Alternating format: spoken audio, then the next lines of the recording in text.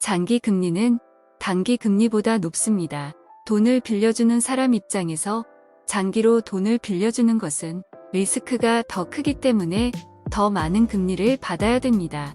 미국의 중앙은행이 인플레이션을 잡기 위해 금리를 급격하게 올리자 단기 금리가 급등하게 되고 장단기 기준 금리 차이가 역전되게 되었습니다. 단기 금리는 시중은행들이 중앙은행으로부터 돈을 빌려올 때 이자율이고, 장기 금리는 시장 금리로 시중은행이 고객들에게 돈을 빌려줄 때 받는 이자율입니다.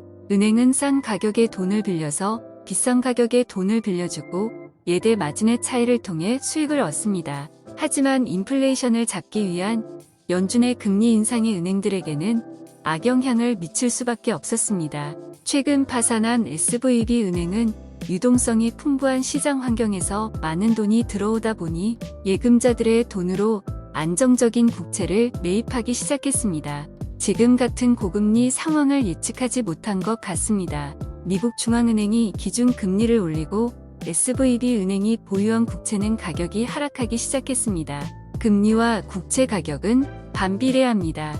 예를 들면 1% 이자를 주는 국채를 샀는데 현재 시장에 4% 이자를 주는 국채가 발행된다면 1% 이자를 주는 국채는 더 낮은 가격으로 거래해야 팔릴 수 있겠죠. 이런 상황에서 SVB 은행에 예금을 했던 예금주, 실리콘밸리 IT 기업들은 금리가 올라 투자가 잘 되지 않고 기업 운영비 지출을 충당하기 위해 SVB 은행에 예금 인출을 요구하게 됩니다. 예금자들이 주로 실리콘밸리의 IT 기업이 대부분이었고 저금리 상황에서 많은 투자금을 유치받았었기 때문에 많은 돈을 한꺼번에 예금한 경우가 많았습니다. 하지만 시장 상황이 좋아지지 않자 IT 기업들은 사업 운영을 위해 맡겨두었던 예금을 인출하게 됩니다. 매우 안정적인 자산인 미국의 국채를 가지고 있는 SVB 은행은 만기까지 기다리면 원금과 이자를 받을 수 있으나 지금 당장 예금자들의 인출 요구를 무시할 수 없었고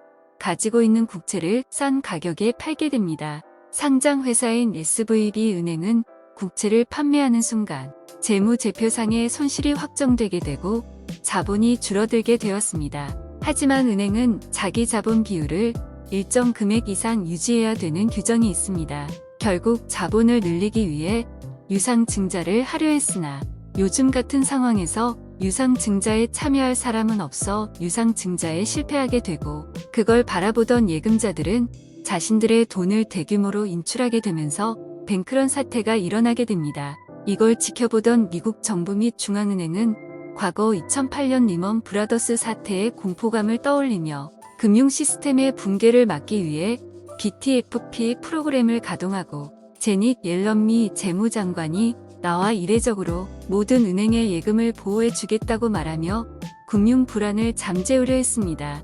미국에서 법적으로 정해진 예금자 보호 한도는 1인 25만 달러입니다. 하지만 상원 청문회에 참석한 옐런 장관은 모든 은행, 예금을 보호하는 포괄적 보험과 관련해 어떤 것도 논의하거나 고려한 바가 없다며 자신의 발언을 번복하는 발언을 하였습니다.